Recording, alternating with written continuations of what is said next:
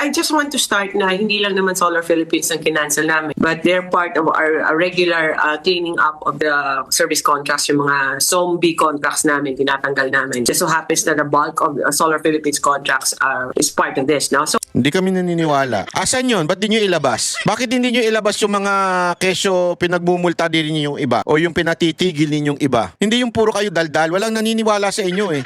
Una-una, dati kang congressman eh. Congresswoman. Tapos na-appoint ka dyan. Dahil alam natin, sinuportahan mo si Marcos. Ya? Tuta ka ni Marcos. Ngayon, andyan ka na naman, bumabanat ka na naman dyan para talagang ma-dishearten itong si Lebiste. Alam mo, Kong Lebiste, huwag kang masihihinaan ng loob. Ako kasi, nung tinitingnan ko yung balita na ito, tangin of 24 billion. Talagang lulugpuin ka eh. Talagang yung tipong sasabihin mo, mananahimik na lang ako kaysa sa pagmultahin na content. Yan eh, halatang halata eh. This is a negotiation. Huwag na tayo maglokohan. Ma'am, wala pong naniniwala sa inyo. Ma'am Garin, walang naniniwala sa inyo na this is not politics.